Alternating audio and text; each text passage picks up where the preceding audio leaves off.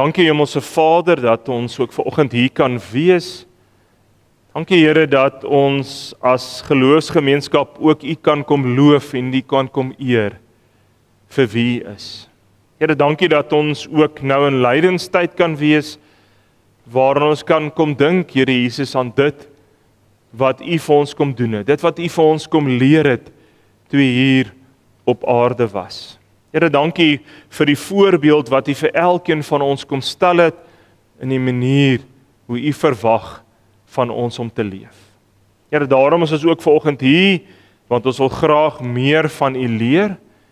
En daarom is die gebed van ons harte, Here, dat U ook met ons sal praat vanuit U woord uit.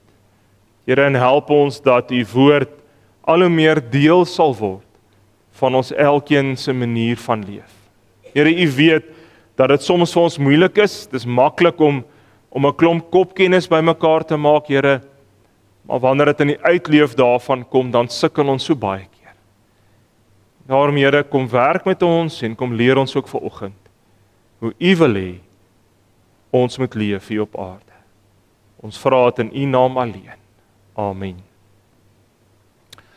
Ons gaan vanoggend voort met ons lydingstyd reeks wat gaan oor wie is Jesus en ons staan so 'n bietjie stil oor wat Jesus self gesê het vir ons wie hy is.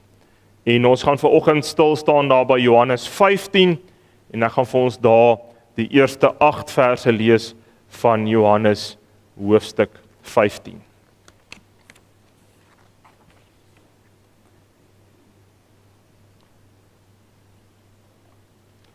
Ons het met die lied wat ons gesing het voor die gebed, juis kom verklaar en kom sê ook dat die Here die wingerdstok is en dat ons die lote is. Nou kom ons lees die gedeelte wat daaroor handel. Die Bybel voor my is op bladsy 150. Ek is die ware 2020 vertaling praat van egte wingerdstok en my Vader is die boer. Elke loot aan my wat nie vrugte dra nie, sny hy af. Maar elkeen wat vrugte dra, snoei hy reg sodat dit nog meer vrugte kan dra. Julle is al reeds reggesnoei deur die woorde wat ek vir julle gesê het. Julle moet in my bly en ek in julle. 'n Loot kan nie uit sy eie vrugte dra as hy nie aan die wingerdstok bly nie. En so julle ook nie as julle nie in my bly nie. Ek is die wingerdstok, julle die lote. Wie in my bly en ek in hom dra baie vrugte. Want sonder my kan julle niks doen nie. As iemand nie in my bly nie, word hy weggegooi soos 'n loot en hy verdroog. Die mense maak sulke lote bymekaar en gooi dit in die vuur en dit verbrand. As julle in my bly en my woorde in julle, vra dan net wat julle wil hê en julle sal dit kry. My Vader word juis daardeur verheerlik dat julle baie vrugte dra en my disippels is. Ons lees vanoggend tot sover. Ek dink in hierdie lewe is daar baie goed wat ons baie keer kan teleurstel. Daar's baie goed wat vir ons teleurstellend in die lewe is, en een van die goed wat dalk miskien minder ernstig is, en ek weet nie of julle dit al beleef het nie, jy is daar in die winkel en jy koop hierdie pragtige vrugte wat vreeslik mooi lyk, hierdie vrugte, of jy stap dalk daar by jou eie huis of iewers op 'n plaas en hierdie hang hierdie lieflikste vrugte aan die boom en jy vat daarvan en jy pluk en jy hap en dan sit hierdie vreeslike teleurstelling. Jy het in jou kop gehad hierdie lekker soetsappige vrug wat jy eet en dan wanneer jy die vrug hap, dan ploe dit glad nie so nie. Dan is hy suur, hy's frank, hy proe net glad nie soos wat jy gedink het hy gaan proe nie. En ek dink meeste van ons het al daai belewenis gehad. Ek het al meer as een keer by my huis gekom met die lieflikste vrugte en dan sien ek partykeer as ek nog nie daarvan geëet het nie, die kinders wil dit nie lekker eet nie, as ek vra hoekom en dan sê hulle vir my maar proe self. En dan as ek proe, dan kom ek agter hoekom hulle dit nie wil hê nie. Nee, dan sit vrugte wat net glad nie lekker smaak of lekker proe nie. En nou weet ons, en vra maar vir enige boere, hier is 'n paar van die boere hier, wat hier so sit, baie kere is wat gebeur, is dat daai plant, daai vrugteboom, wat se vrugte dit ook al mag wees, het nie op die regte tyd, die regte tipe voedingsstowwe gekry nie. Die grond waarin daai boom staan, is dalk nie die nodige goed in nie, en nou omdat daai plant nie die regte voedingsstowwe op die regte tyd gekry het nie dalk die regte hoeveelheid water op die regte tyd nie, maak dit nou dat daai vrugte nie lekker smaak nie. En om nog verder te gaan om te help dat plante beter en effektief vrugte dra, wat meeste vrugtebome is 'n ent wat op 'n ander wortelstok geënt is. So wat doen hulle? Baie keer het 'n plant die wonderlikste potensiaal om die lieflikste vrugte te kan dra, maar die plant self, sy eie wortelstelsel en sy eie stam is nie effektief genoeg om voldoende voedingswaarde te verskaf nie. En dan wat gebeur is, dan word daai boompie geënt op 'n ander wortelstok, 'n ander stam wat baie beter is, en dan help daai wortelstokstam vir daai boom om die lieflikste vrugte te kan dra. In die Ou Testament sien ons van vroeg af al, ons lees reeds daar in Genesis 1, toe die Here alles geskep het, dan lees ons daar, dan sê die Here, dat hy vir ons ook vrugtebome gee en vrugte om te eet. En dan weet ons is so deur die Ou Testament blaai, hulle het vye gehad, druiwe, granate, appels, olywe en so meer. Hulle het verskillende vrugte gehad wat hulle geëet het, en vrugte het ook 'n groot deel uitgemaak van hulle daaglikse dieet. En dan sien ons interessant in Genesis 9, lees ons die eerste keer waar 'n wingerd aangeplant is en uitgelees, en dis natuurlik niemand anders as Noag nie, wat na die vloed verby is, dan 'n wingerd aangeplant het en uitgelê het. So ons lees daar reeds in Genesis 9 van 'n wingerd en van druiwe. En dan weet ons uit buitebybelse bronne, vir Jode was dit nogal belangrik. Meeste Jode het probeer om hulle eie prieel te hê van druiwe ook langs hulle huise hier in die Nuwe Testamentiese tyd, want druiwe was vir hulle 'n belangrike simbool gewees. En hulle het regtig moeite gedoen en geleer hoe om druiwe en wingerd te verbou. Ons lees reeds in Jesaja 5 daarvan, waar ons in Jesaja 5 lees, waar die Here eintlik vir hulle sê, dat hulle agtergekom het, maar hulle weet waar die beste plek is en hoe om 'n wingerd te verbou. Hulle moet die klippe uithaal, hulle moet dit verkieslik so teen die hang van die berg doen, die wingerd met die regte water kry, watter grond is die mees geskikste grond, al daai goed het hulle so oor tyd geleer. En ons sien is ietsie daarvan in Jesaja 5, as ons daar gaan rondblaai. Hulle het ook gegaan en omdat 'n wingerd vir hulle belangrik was, het hulle baie keer 'n klipmuur opgerig om hulle wingerde, om die wingerd te beskerm teen wilde diere en ander goed wat die druiwe wou kom eet het en kom steel het. Hulle het selfs baie keer tot wagtorings opgerig, as hulle 'n redelike groot wingerd gehad het, waarin wag gehou is wanneer die druiwe min of meer ryp begin raak, om te keer dat iemand nie die druiwe kom steel nie. Maar dan verder belangrik is dat hulle spesifiek in die wintermaande in hulle wingerde ingegaan het en hulle wingerde gaan snoei het. Hulle het spesifiek gekyk na watter takke was swak gewees, watter takke was gebreek gewees, watter takke was besmet met een of ander siekte, en hulle het al daai takke weggesny. Want hulle het geweet as hulle dit nie gaan doen nie, dan gaan hulle nie so goeie druiweoes die volgende seisoen hê nie. So hulle het nodig om in hulle wintertyd hierdie weg te sny. En dan weet ons in vandag se tyd geld maar dieselfde. Vra maar vir die boere, veral hier rond by ons is daar baie makadamia boere, en hulle sal vir jou vertel, as die bome te dig staan van takke, dan dra hulle nie so goed nie. Hulle het nodig om 'n klompie van die takke weg te sny. En wanneer hulle die regte takke wegsny, dan dra die bome baie beter vrug. Wingerd en druiwe verbou het natuurlik ook 'n belangrike rol gespeel in Israel se godsdienstbelewenis. En dit sien ons reeds ook in Jesaja 5 wat ek nou aangehaal het, en ons sien dit ook in Psalm 80. dat beide in Jesaja 5 en Psalm 80 die Here die volk Israel reeds in die Ou Testament kom vergelyk met 'n wingerd en kom sê dat dit sy wingerd is, dat hy wat God die Vader is dat die wingerd syne is en hy het Israel vergelyk met 'n wingerd. En daarom dan sien ons in vandag se tyd nog dat baie keer by van die Joodse sinagoges sal hulle 'n druiwetros as simbool buitekant hê by die deur. Een of ander vorm. Selfs in die Bybelse tyd het hulle so die sinagoges buite hulle sinagoge 'n uitbeelding gehad gewoonlik van 'n druiwetros om te sê dat dit belangrik is en om hulle te herinner daaraan dat God die volk Israel sien soos 'n wingerd. En dan natuurlik weet ons met hulle oesfeeste was dit ook vir hulle belangrik geweest om ook druiwe deel te hê van die hele ritueel van hulle oesfeeste en daarmee het hulle aan God kom dank betuig vir die feit dat hy vir hulle voorsien en dat die Here ook sorg dat daar goeie oes is. So hulle het gereeld oesfeeste gehou en dan het onder andere druiwe saam met die res van wat hulle verbou het 'n rol gespeel.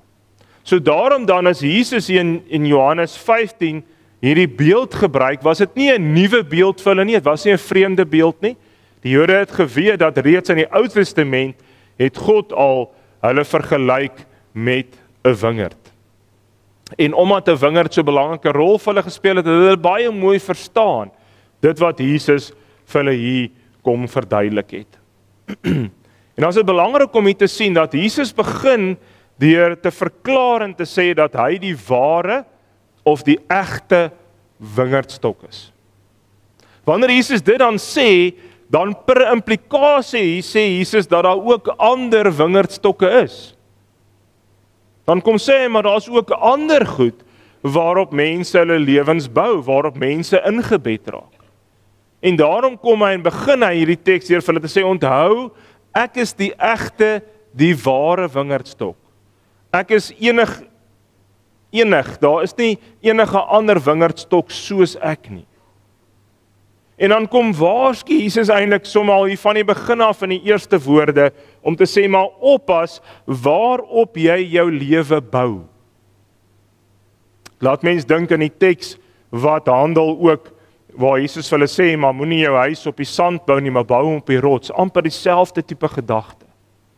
Want Jesus kom sê, maar maak seker dat jou lewe by my ingebed is, want ek is die een wat lewe gee. Ek is die enigste een wat ewige lewe kan gee. En daarom moet jy waak daarteen dat jy nie jou lewe inbed in aardse goed en aardse lewensbronne en dink dat dit vir jou die ware lewe gaan gee nie. En daarom moet julle ook as doopouers en as doopfamilie sorg dat julle van kleins af ook vir Eva sal leer dat sy van die begin af haar lewe inbed in Jesus Christus wat die ware, die egte wingerdstok is. En dan gaan Jesus voort in hierdie gedeelte en dan verduidelik en dan sê maar God die Vader is soos die boer aan wie hierdie wingerd behoort.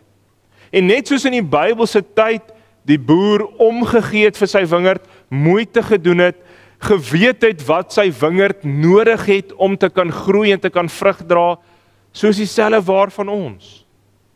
God die Vader weet wat ek en jy nodig het. Hy weet wanneer ons wat se voedingsstowwe nodig het. Praat met enige boer en hulle sal vir jou sê dat te veel voedingsstowwe is ook nie goed nie. Te veel water op die verkeerde tyd is ook nie goed nie. So byvoorbeeld met druiwe, as druiwe wanneer hulle naby aan ryp kom, te veel water kry, dan bars hulle almal oop. So hulle het water nodig, maar nie te veel nie. En net so weet ons Hemelse Vader wat ek en jy nodig het. Soms dink ons, ek het sekere goed nodig, maar dan weet die Vader dat op hierdie moment, op hierdie tyd is dit nie die regte ding vir jou nie. En daarom gee die Vader vir jou wat jy nodig het. En soms, net soos die boer soms water moet weerhou van sy wingerd, om te keer dat dit nie verkeerde swak vrugte dra nie, so weerhou die Vader, die hemelse Vader ook soms goed van ons. En dan verstaan ons nie noodwendig altyd nie, moet ons weet dat die Vader weet die beste, hy is die boer. Hy weet wat het jy nodig om te sorg dat jy die regte vrug dra. En dan natuurlik, net soos in die Bybelse tyd, die boer nie net die wingerd gelos het nie. So kom die Vader ook en kom snoei hy ook aan elkeen van ons. Ons weet in die Bybelse tyd het hulle die takke weggesnoei wat swak is, wat gebreek is, die takke wat een of ander siekte opgetel het, sny hy weg. Sodat daar beter vrug gedra kan. En so is dieselfde waar van my en jou. Die Vader het soms nodig om te kom en so 'n bietjie te snoei in my en jou lewens, om dit weg te snoei, dit skoon te snoei, wat maak dalk dat jy nie voluit kan leef nie. Wat maak dat jy nie voluit kan vrug dra vir die Here nie. Die Griekse woord wat hier gebruik word, wat ons vertaal met snoei, beteken ook skoonmaak. Ons kan dit met skoonmaak en met snoei vertaal. En dis wat die Vader in my en jou lewe doen. En dis 'n voortdurende proses. Die boer gaan nie na die wingerd toe net heel in die begin en dan snoei hy een keer reg en nou is dit klaar nie. Die boer moet elke jaar in sy wingerd ingaan en elke jaar dan snoei hy dit wat verkeerd is en wat swak is weg. En so is dit in my en jou lewe ook, dat die Here voortdurend in proses is om my en jou lewens reg te snoei. Voortdurend besig om vir my en jou te wys, maar hier het iets in jou lewe nou ontwikkel wat nie tot eer van die Here is nie. En dan kom die Here en dan snoei hy dit reg en dan later aan is daar dalk weer iets anderster wat in jou lewe deel van geraak het, wat nie is wat die Here wil hê moet deel van jou lewe wees. En dan kom snoei die Here dit ook dalk weg of reg. En natuurlik is dit nie vir ons aangenaam nie. Dit is baie keer vir ons ongemaklik. Dit is nie altyd lekker nie, wanneer die Here kom en kom snoei in ons lewens nie. Maar ons moet weet dat dit noodsaaklik is vir my en jou om geestelik ook gesond te kan wees. En dan lê Jesus Christus natuurlik baie klem daarop om te kom sê dat die lote kan slegs vrug dra as hulle in die regte wingerdstok ingebed is in. Wanneer 'n loot homself losmaak van Jesus Christus as wingerdstok, dan gaan hy op 'n stadium mettertyd doodgaan en verdroog. En dis wat met my en jou ook geestelik gebeur. As ek en jy nie ingebed is in Jesus Christus nie, as ons nie toelaat dat Jesus Christus my lewe kom volmaak en kom vul nie, dan begin ek stadig gaan geestelik doodgaan. En daarom is dit so belangrik dat julle as doopfamilie ook dit vir Eva sal leer, soos wat sy ouer en ouer word en groter word, dat julle ook haar sal leer van die Vader wat die boer is en wat vir ons sorg en vir ons omsien, maar ook soms nodig het om te kom snoei in ons lewens. En dat julle haar ook sal leer dat sy ingebed sal wees in Jesus Christus volledig haar hele lewe. Hoe meer ek toelaat dat die Here Jesus Christus my lewe kom vul en volmaak, hoe beter vrugte kan ek ook vir die Here kom dra.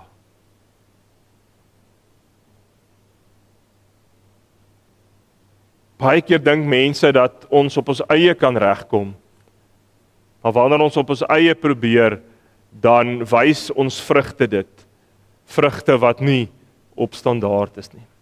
Ek dink baie keer verstaan ons verkeerd. En ek dink dis soms die rede hoekom mense soms wegskram daarvan. Ons dink ek leef baie keer met die verkeerde idee dat ons dink dat wanneer ek toelaat dat God my lewe kom vul maak, wanneer ek toelaat dat Jesus Christus my lewe kom vul, want onthou dis wat nou gebeur, wanneer daai lote op die wingerdstok is, voorsien die wingerdstok daai loot van alles wat hy nodig het. Daai wingerdstok gee die lewendgewende sap vir daai loot. Die wingerdstok onttrek alles wat die lote nodig het om te kan groei en te kan vrug dra. En dis wat Jesus vir my en jou kom doen. Hy kom gee vir ons alles wat ons nodig het om te kan groei geestelik en te kom vrug dra. Maar nou dink ek baie keer dat ons 'n mispersepsie dat ons dink dat die Here van my en jou verwag om heeltemal te verander en iemand anderster te word. Dat ons miskien partykeer loop met die gedagte om te dink, maar wanneer die Here my kom volmaak, dan moet ek verander in iets of iemand anders. En ongelukkig is dit partykeer die manier ons met mense ook omgaan. Partykeer is dit maak ons die fout dat ons van mense verwag, dat wanneer hulle die Here ontmoet en leer ken, dat hulle nou moet verander in 'n ander mens. En daai ander mens kan ons partykeer verkeerd interpreteer. Baie keer maak ons self die fout, dat ek dink dat wanneer die Here my lewe kom volmaak, moet ek nou iets word wat ek nie is nie. As ons hierdie beeld mooi en reg verstaan, dan hoor ons in hierdie beeld eintlik dat daar ook 'n stuk uniekheid is, né? God het ons elkeen uniek gemaak. Ons weet dit almal. Net jou vingerafdrukke alleen kom vertel die storie vir ons, om te sê, maar jy's uniek. Daar's geen twee mense met dieselfde vingerafdruk nie. Soos daar nêrens in hierdie aarde iemand wat presies soos jy is nie. Daar was nog nooit iemand presies soos jy nie, en daar sal ook nooit iemand wees wat presies soos jy is nie. So wat gebeur wanneer ons 'n boom wat die potensiaal het om die wonderlikste vrugte te dra, end op 'n ander wortelstok? Dan verander hierdie boonste boom nie in iets anders nie. Hy verander nie en begin ewe skielik ander vrugte dra as wat hy sou gedra het nie. Hy bly dieselfde boom. Hy dra dieselfde, hy het die potensiaal om dieselfde vrugte te dra. Die verskil kom net nou, hy's geënt op 'n wortelstok wat vir hom alles kan gee wat hy nodig het om sy volle potensiaal te kan bereik en te kan ontwikkel. Die Bybel kom leer vir my en jou dat die Here reeds in my en jou die wonderlikste potensiaal ingeskape het. Psalm 139 kom vertel vir ons dat nog voor jy gebore is, het God al 'n plan en 'n doel met jou lewe gehad. Nog voor jy gebore is, het God al besluit, hoe gaan jou persoonlikheid wees en waarin gaan jy goed wees en waarin gaan jy minder goed wees, en so die Here dieselfde vir Eva ook gedoen. Voor haar geboorte af het die Here al besluit wie sy gaan wees en hoe haar persoonlikheid gaan lyk en waarin gaan sy goed wees en minder goed wees. Maar wat gebeur nou wanneer ek in Jesus Christus ingebed is, wanneer ek toelaat dat Jesus Christus my lewe al hoe meer kom volmaak, hy wat die ware wingerdstok is, dan help die Here my om my volle potensiaal te bereik wat die Vader reeds in my ingeskaap het. So ek verander nie as mens wie ek is. Ek moet nie probeer om iemand anderster te wees nie. Jesus Christus wil my kom help om die beste ek te kan wees wat ek kan wees vir God die Vader. Deur al hierdie potensiaal in my te ontsluit, omdat hy vir my alles gee wat ek nodig het. En ek dink dit is so belangrik dat ons dit sal onthou en sal raak sien. Ja, natuurlik is daar goed in jou lewe wat nie is soos wat die Vader wil hê dit moet lyk nie. En daarom dan dat die Vader wat die boere moet kom en soms moet regsnoei en wegsnoei in jou lewe en goed moet jou help om te verstaan dat daar seker goed is wat jy moet laat vaar en laat los, want dis nie wie die Here wil hê jy moet wees nie. Maar jy bly nog steeds jy. Jy moet nie probeer om 'n ander mens te probeer wees nie. Jy moet nie kyk na ander en sê maar ek wil soos daai persoon wees nie. Jy moet vir jouself afvra, maar wie wil die Here hê moet ek wees?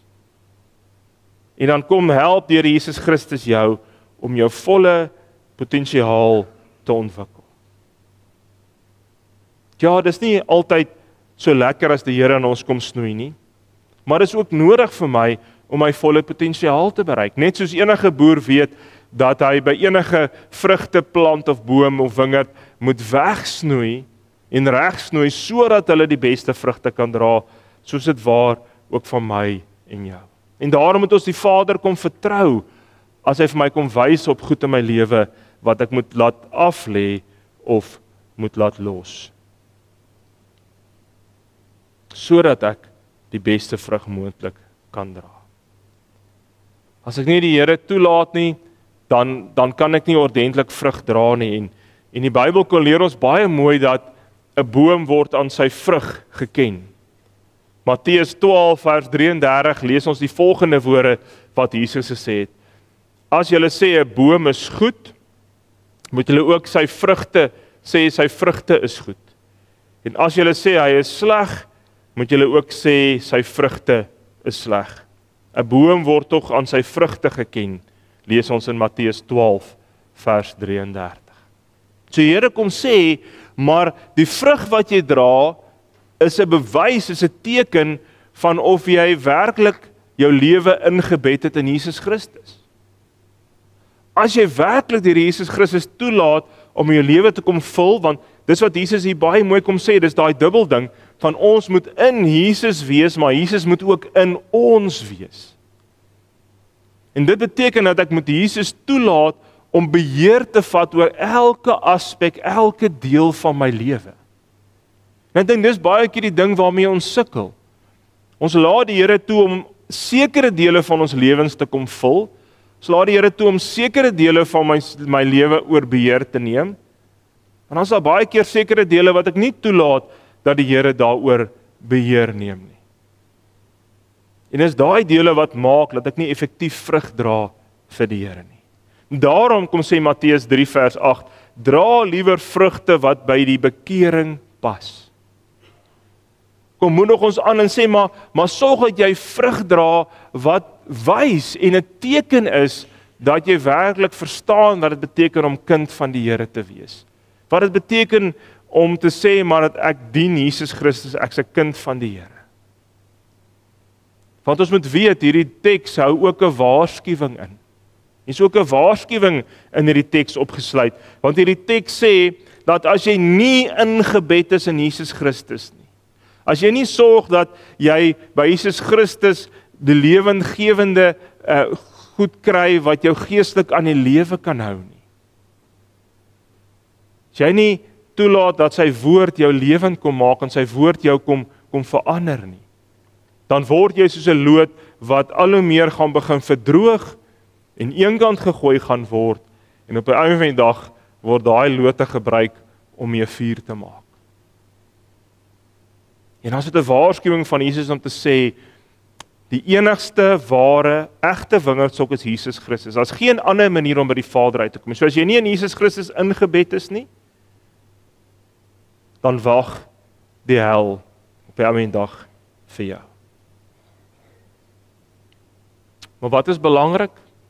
Dat wanneer ons vrugte dra, wanneer ons ingebed in Jesus is, dan word die Vader verheerlik deur die goeie vrug wat ons dra.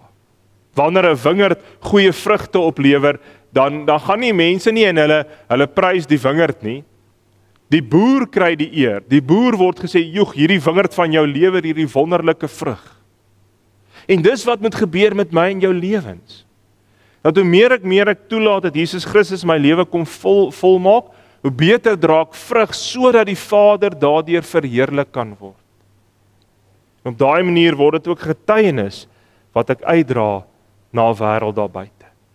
In die Ou Testamentiese tyd het hulle druiwe gevat, maar as 'n deel van hulle oesfeeste om op daai manier vir die Here te kom sê, dankie Here vir dit wat U vir ons gee, dat U vir ons voorsien en sorg vir ons.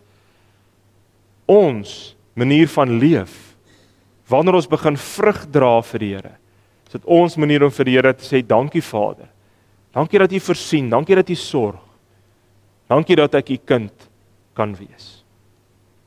Daarom moet elkeen van ons vanoggend baie mooi gaan dink, waarin is jou lewe ingebed? Wat is die bron wat vir jou lewe gee? Is jy volledig in Jesus Christus ingebed? Laat jy toe dat Jesus Christus jou hele lewe kom vul? Of was daar dele van jou lewe wat nie op Jesus Christus ingebed is? Dus vanoggend weer opnuut vir die Vader kom nooi en sê, Vader, al is dit vir ons hoe moeilik, kom wys vir my waar my lewe moet U nodig om te kom snoei. Waar is daar dele in my lewe wat weggesny moet word, wat skoongemaak moet word, sodat ek meer effektief kan wees, sodat ek meer my volle potensiaal kan bereik. Het ons weer nodig om so te leef, dat mense aan ons vrug kan sien, dat ons kinders van die Here is.